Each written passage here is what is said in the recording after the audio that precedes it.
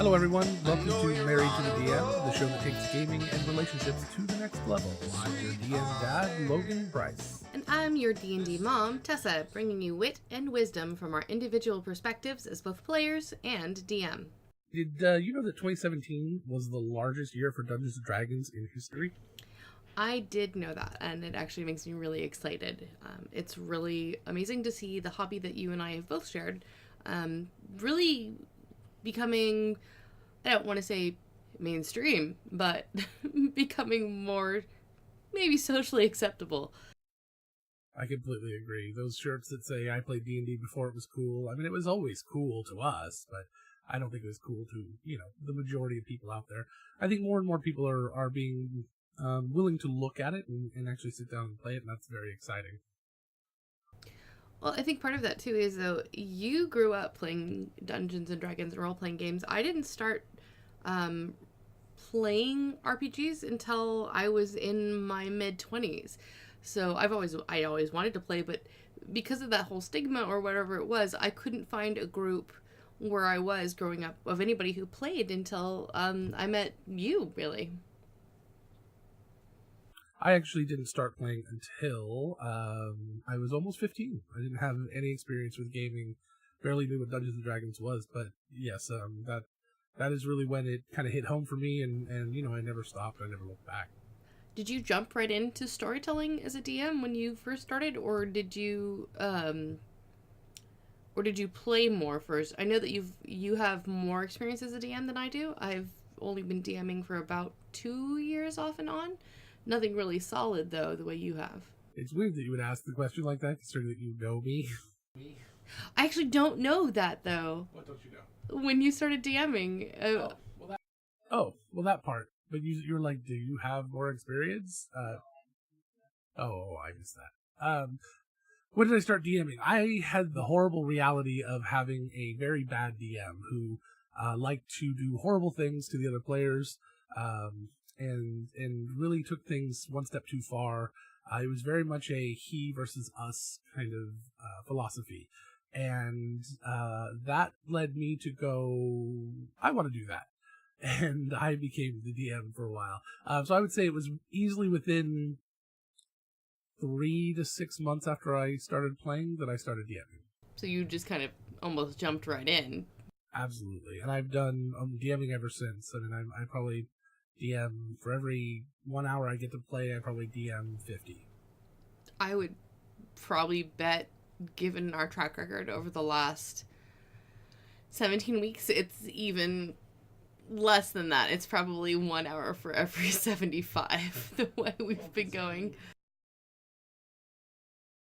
Well, considering over the past, 13 weeks we played, or 16 weeks we played over 500 hours. Yeah, I think I'm definitely skewing that a little bit. So what do you think the resurgence in popularity is? Do you think it's nostalgia of kids who were growing up in that era suddenly having kids of their own who want to play, or is it more that the kids who grew up playing it now have more creative control? I think it's a little of column A, a little of column B. One of the things that a friend of mine kind of told me about let's say 10, 15 years ago, he mentioned that it was very interesting when he was in high school, and even when I was in high school, there was a huge divide between groups. You had very obvious jocks, the goths, the skater kids. They were all very defined and separate. Nowadays, especially with our own child, you look and you see these kids who are in a group and they're all different. They all have their own unique perspectives and styles, and everyone's a little bit more accepting of that. I think that really speaks volumes to how we as a society are approaching not just clothing and everything, but just everything in general. That as a society we're becoming much more accepting of things outside of what we consider quote unquote normal. And that's leading us to start having more fun and be less serious, even though we take our fun very seriously. We take our fun very seriously. Oh, we take our fun very seriously. Sorry, that's just a strange phrase. It is a strange phrase. So, what are we doing here? Thinking about playing more Dungeons and Dragons with you, honestly, at the moment. That doesn't help. So what this is a Q&A show. You send us your questions, and we're going to answer them about gaming and gaming relationships and how we deal with each other. Both Tess and I both DM, and we have unique perspectives, and we want to share that with you. So we have a bunch of questions people have sent in here. Babe, if you want to go ahead and pick one, let's go ahead and answer a question. I was going to say, if we both DM, does that make us both switches?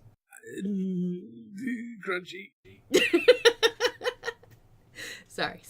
Couldn't resist it. Uh-huh. We'll go ahead and take the first question on our list, which comes to us from Kim on our Facebook page. And it is, how do we manage our relationship inside the game? And how does it affect our dynamic? What are some of our biggest challenges? This is an excellent time to be answering this question, considering that you and I have now, at this point, over the past 16 weeks, played several hundred hours of Dungeons & Dragons with 10 different people. I'd say that right now, even though we're having more fun than we have, our relationship is probably strained more because of it than we have. There's a lot of players who are getting a lot of my attention, and you're used to a little bit more of an intimate, more direct communication, whereas now you're being treated a lot more like just one of all of these people. And I think a little bit of that's kind of tough on you.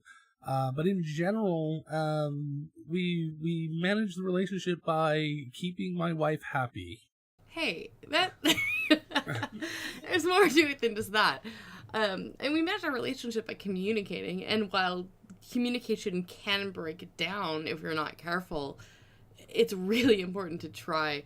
I know that for me, when I get frustrated, I tend to become withdrawn, and that just doesn't help anything. And you're right, going from a table of 4 to 6 at the very most to suddenly a online table of 10 where there really is no break between sessions. We game almost every night. It can be taxing. It's hard because my character and my brain are two different spaces, and they share my head a little bit more than they normally do. So a lot of times there's feelings that both belong to me and my character, and Logan has to deal with both of them. I think one of the big things we're going to say here, and this is probably going to be our answer to a lot of questions when it comes to the relationship corner, is communication. We talk a lot, and we don't talk well sometimes, but we do try to communicate on every issue, and we stop and try to think about how the other person is feeling. It doesn't always work perfectly.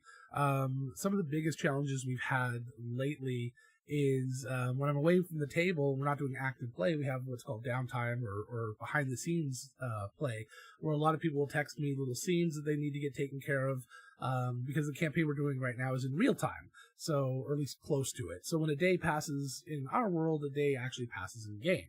So during that game, people are like, oh, I need to take care of something today, so they'll text me about it. So they get a lot of my time, even away from the table.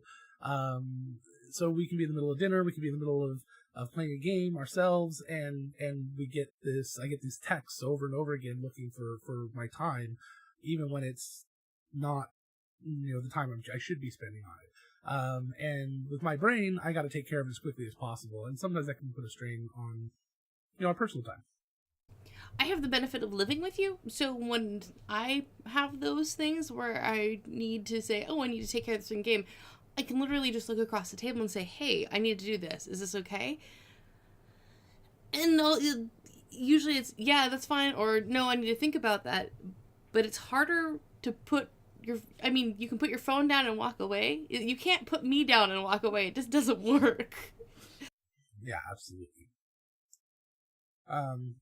What other challenges do we face when it comes down to our relationship during the game? This is a unique challenge because we are, one, in the same office, and two, we are also able to speak to each other.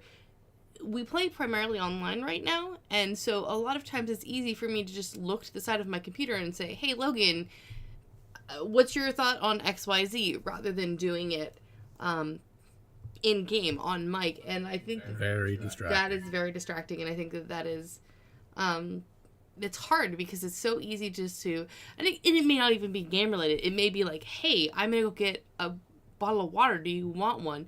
But it can come across as taking away from the game to other players because we have the ability to be close while we're playing. Yeah, absolutely. That's a very difficult situation to handle there. This is one of my favorite questions that we got from Russell on Twitter, which is, Logan, why do you hurt us? Russell is one of the newest players of our current campaign. He joined fairly late. I'm not exactly sure what he's referencing there. I think it was our transition from basic, normal first tier up into heroic tier after they hit 10th level. I've been teasing them a little bit about how much it was not going to be fun. And I think I delivered on that promise. Yeah, a little I'm bit. not exactly sure what it is I'm supposed to say here, though. I just kind of wanted to throw it to you because I thought it was funny. Okay, I hope the audience does. Me too. I think the more the why you hurt us, the problem is we end up hurting ourselves 9 times out of 10, and we don't need your help. This game is completely reflexive and reactive. I don't come up with anything in advance other than the first couple of plot lines way back when we started. So everything that happens is in reaction to the things you guys have done and said. Or, the occasional NPC or plot that I make up on the spot. But most of it is all reactionary to what you have done. So, yeah, you do pretty much do everything yourselves. Yeah, we're really good at that. Back on actual topic, Dina sent this in from Facebook, is how to get started as a newbie DM with DM Block. I'm an experienced player, but I suck as a DM. It's only fair that I take a turn. I will say that from my standpoint, as someone who has only recently started DMing, finding your inspiration in the mundane aspects of your life will actually help more than you think. I take inspiration from just scenery as I'm driving by. My commute home was over an hour long, so I'd be driving through these mountain roads and kind of looking around and thinking, okay, if I was just wandering around these woods or exploring, what kind of creatures and things would I find? What kind of things would be waiting for me? And then I'd kind of actually start working on developing encounters or story hooks, little plot lines, little snippets. I suggest carrying a notebook with you everywhere. Or using your phone to voice record if you have a little idea. Think about books that you enjoy. Think about movie series that you watch, radio dramas that you enjoy. Be blatant, pull from them. It's okay to take those aspects that you enjoy and make them your own into telling a story. One of the things that was the hardest for me to understand, it took me nearly 20 years of gaming, is that it's okay to steal. Steal everything, steal anything. You're not creating something from nothing. You're not trying to make $1 million with a screenplay. Steal everything and anything. This current campaign that we have going, I've stolen from musicals, I've stolen from movies, and I do it blatantly. I do it so obviously that the players understand what's going to happen next, just based on what it is, because there's fun in the players understanding what's coming. They just don't know how we're going to get there yet. That's another thing that I've learned recently. Is it's okay for the players to be involved in what's coming. You'll still be able to surprise them. You'll still be able to get them excited. They don't need to know everything, but don't think that everything has to be a secret and everything has to be a surprise. It's okay to include them, with a little bit of that behind the scenes information. For the most part, just sit down and DM. Don't prep. Just sit down and stick them in a tavern, grab a random plot hook offline, throw it at them, and react to what they do. Watch what they do, follow what they do, and just have people react naturally. Just think, how would this person react in this situation? I also like to use the phrase "make a mess." That's what I'm doing in this current campaign. I just throw 100 things out there. These things exist all over the place. And later, 2, 3, 4 weeks down the road, you start piecing those pieces back together. You go, oh, well, this kind of connected with that, and that kind of sounds like that, or here's a key that puts these two things together. So you've got this mess of puzzle pieces, and then you start to kind of put them together as you go. Sure, a few may slip through the cracks, and there may be some holes in your puzzle in the end, but the overall picture will be revealed, and you'll be able to see it perfectly. That is excellent advice, and I would say, especially as far as the grabbing things online, DM's Guild online is a wonderful place to find ideas. A lot of times there's a pay what you want section that are little encounters, little mini dungeons that you can print out and adapt to your own needs. As when I first started DMing, I was really, really intimidated because Logan has all this experience. The people that I was playing with are both very, very experienced players on top of that. And I wasn't sure how to create a campaign that was going to be interesting for all three of them. And so what I did is I went on DM's Guild and I took 2 or 3 different adventures and I reskinned them to the world that we were playing in and just said, okay, this is a very, Egyptian feel that doesn't fit in my game, but there can be an abandoned temple in the middle of nowhere that they can go and explore. That works. So kind of taking these incongruous pieces and matching them with the thread works. Don't feel like you have to create everything from scratch right away. It's okay to ease into it. Absolutely. Stealing includes grabbing modules. Run modules. There's good modules and there's bad out there. Start with small modules that work up to the big ones, or grab onto the big ones and just go. Read page by page if you have to. You don't have to do all the prep in advance. You can go through and people will have fun going through with you. You can even learn as you go. It really depends if you're a quick reader, if you can pay attention to multiple things. If you can't do that, you really need to focus on one thing at a time, then I suggest you do read through it, at least as much as you think you'll get through before you move on to the next thing. I would say I had so much fun running, playing I keep wanting to call it Curse of Squad. This is what we called our group online that when we were playing it. But Curse of Strahd is super fun, dark, gritty nastiness. So if you want something that kind of feels already cohesive in a story, I highly recommend it. Yeah, that's one of my absolute favorite modules, and we've barely touched the surface on it. I mean, literally, we only got through the pre-adventure on it, and just that, the opening adventure, just amazing. A very cool haunted house feel. It's perfect. If you're easily creeped out, I don't know that I would recommend it. Our 13-year-old daughter loves it, though. Yeah, if you're easily creeped out, I highly recommend it, because it will make you very creeped out. We should probably pay some bills. Ooh, yeah, that would be good. Let's do that. So our first sponsor is DiceBard.com. Tessa, could you tell me a little about these singing dice? I don't think that the dice sing, but I can try to call on some bardic inspiration for this if you like. All right, go for it. Let's see. If your stash is missing some dice, or it's boring and you need some spice, go to DiceBard.com. Their stuff is the bomb and all for a really great price. Which is good because shopping for more dice is my favorite pastime. Baby, I think you have enough dice. Never. But DiceBard.com also offers cool accessories and clothing as well, so even if your bag of holding is full, there's plenty of other neat nerdy finds. Tessa, I think singing dice would take an awfully long time to ship anything to you. I think that singing dice would be amazing, and DiceBard now needs to come up with a way to make my dice bag sing when I open it. But actually, your purchases will arrive faster than ever when you use the coupon code MARRIED. Because when you use that coupon code, again, which is MARRIED, you will receive free expedited shipping when you place your order at DiceBard.com, which means all the dice will be mine.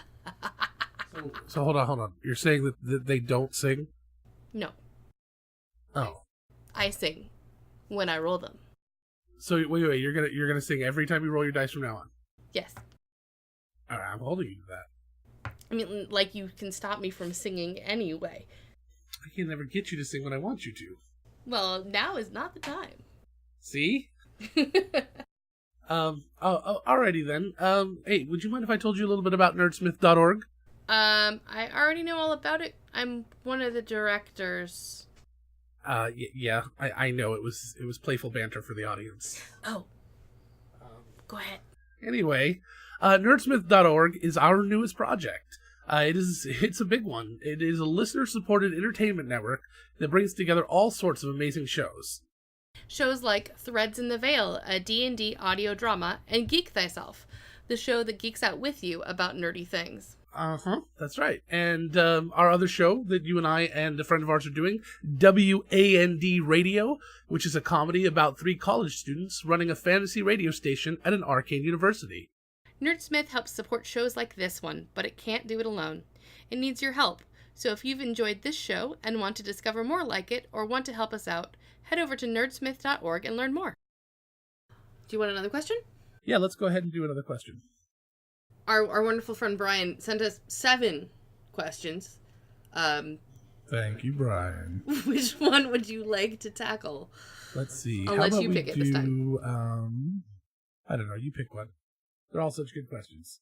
I like question number 7 because I have feels about it. So, have developing quote-unquote in-character relationships ever tilted the DM's storytelling, i.e. giving those characters more or less time to romantically involve? Wow. Yes. Yeah, that's I have a real hard time, and I didn't used to have this problem, but, I've grown as a person. It used to be that I would have no problems screwing a player, making them feel miserable, because I feel that's part of the game. It's part of the good story is to break them a little bit. But I used to revel in it. I used to really enjoy it. And over the past few years, I found that I don't enjoy it as much anymore. But I still understand it makes a good story, because when I see my friends hurt, I realize now, especially that I'm much better at storytelling, at least I feel I am.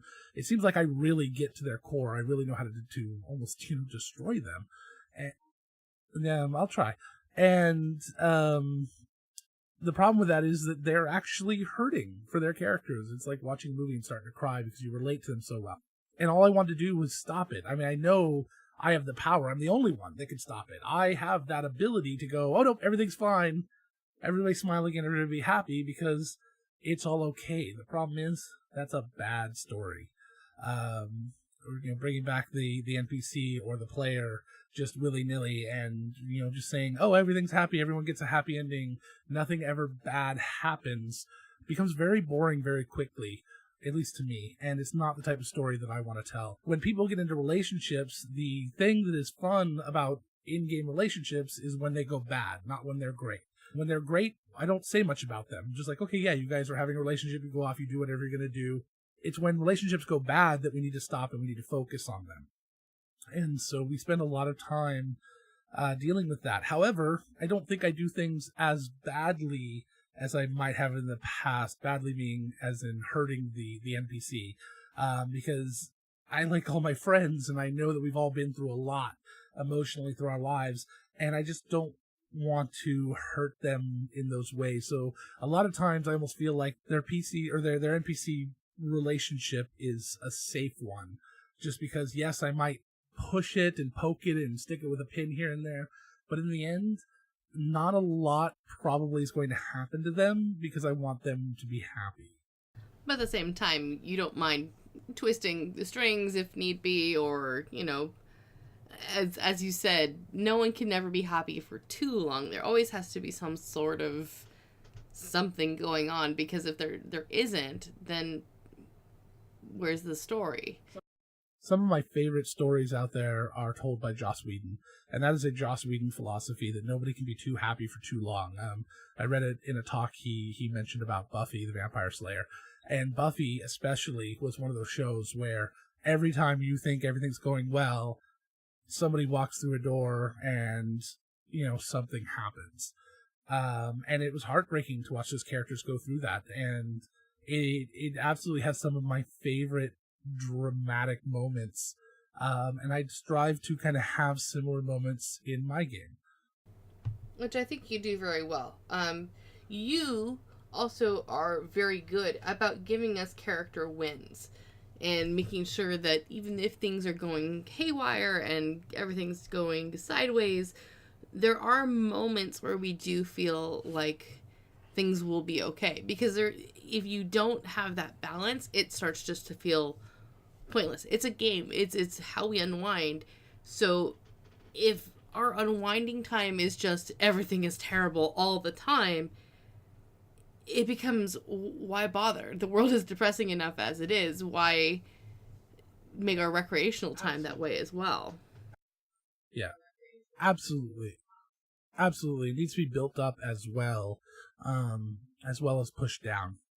There needs to be that dividing line between the two, or it just wouldn't work very well, at least as a story for entertainment purposes. It might seem, it might be great as a story that, overall somebody wants to read, but for something where we're all involved in and you're not just reading about these players, I just don't think anybody would be really entertained for too long. I think as far as the part of the question, we're talking about giving characters more or less time to romantically evolve into relationships.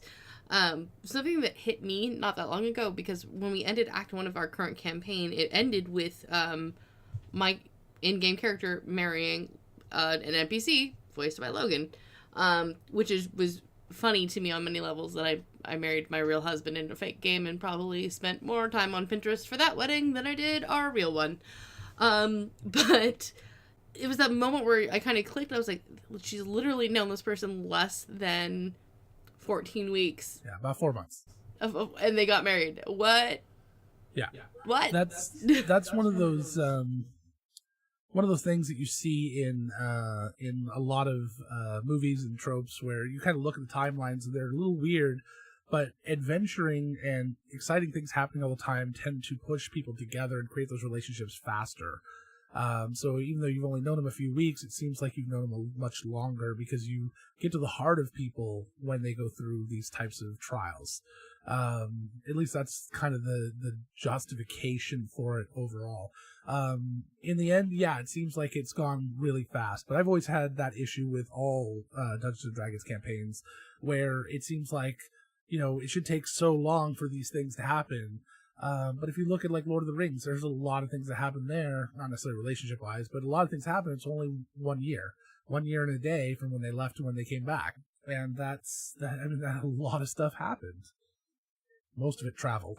Yeah. And I will point out that my character was not the first one in the campaign to get engaged, but just the first to get married. So how do you balance that? By the way, you have, let's see, 5 characters now that are in relationships with you. As we like to say, I'll turn you over to your real girlfriend, Logan. Is it only 5? I think it's only 5. Okay. That's scary. It feels like a lot more.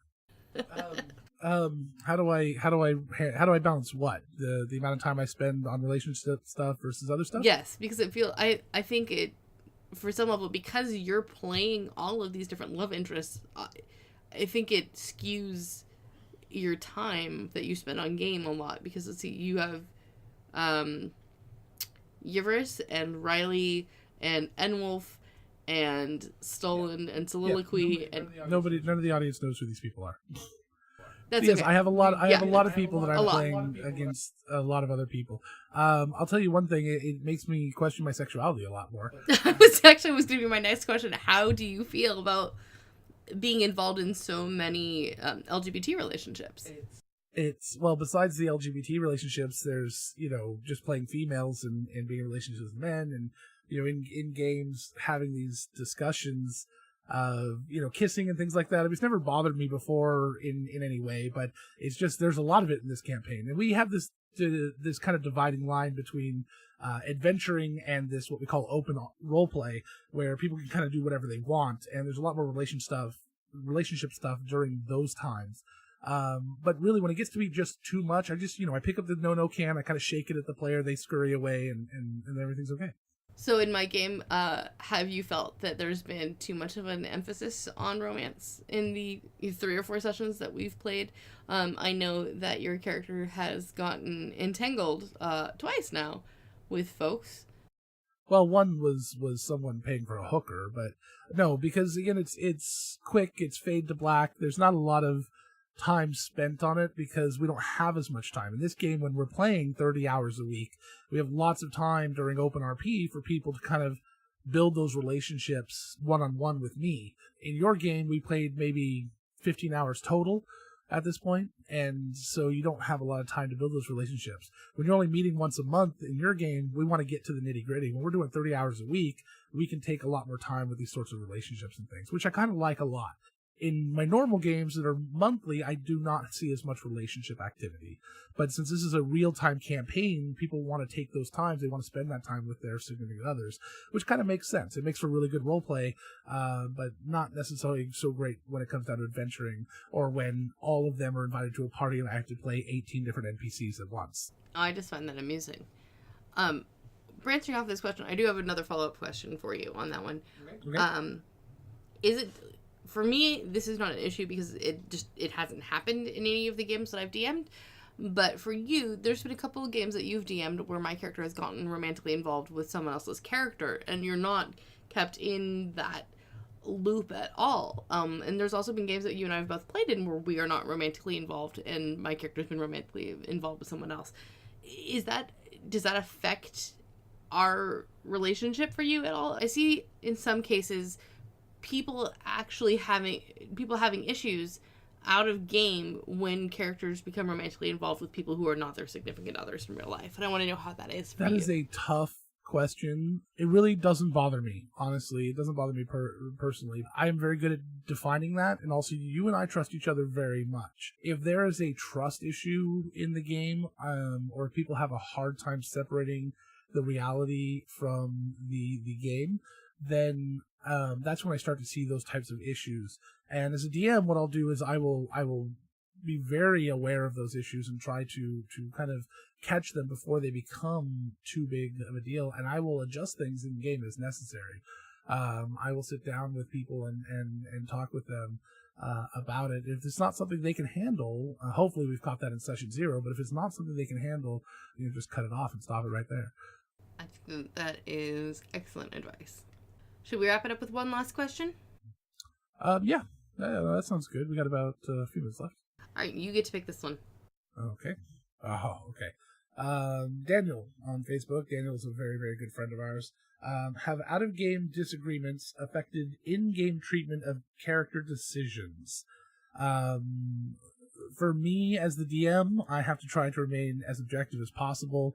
It's hard sometimes. I've had some issues with certain players that it becomes very difficult to not sort of think maybe they become the focus of the monster or something. I can't say that I'm 100% never done that, but I try really hard not to allow myself to do that.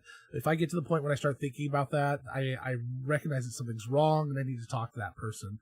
I see it between players all the time, and I have had to talk to players numerous times about cutting it out, because it is sort of a ridiculous thing to bring those sorts of things in game. And if it can't be resolved, I tell those people that maybe they shouldn't be playing together. Try to leave the final decisions up to them, let them know what I expect at the table, and if they're willing to meet that, then they can stay. But for the most part, yeah, it's I have seen it numerous times, and I continue to see it to this day with certain people.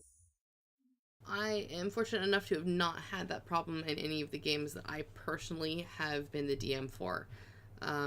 Mainly because my DM experience is fairly limited to only the same group of people. The people that I game with, I've been gaming with them for years and years, so it doesn't really crop up in my games. Now, I can be upset with Logan, and I'll be playing a game, but he doesn't become the monster's target. It's just not how I operate. It's not a dynamic in our relationship. Game isn't used as a punishment to get our feelings out about situations that are going on out of character. Yeah, absolutely. Although one of my favorites is kind of the reverse of that, is when you and I were arguing in character once, and the DM had to stop the entire game to make sure we weren't actually mad at each other.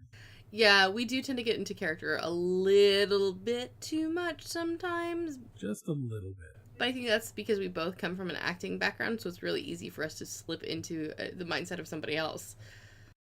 Absolutely. Alrighty, well, I think that's going to do it for us this week. Thank you guys for sending in your questions. We're looking forward to answering more of them. You can send us questions either on Facebook or on Twitter.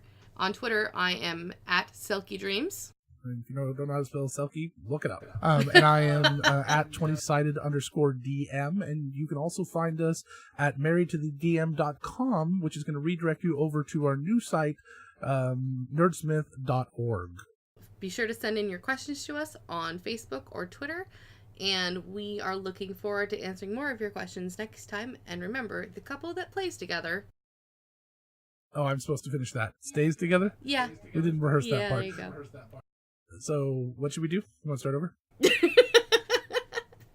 So, see you guys next time. And remember, the couple that plays together Stays together. Wow.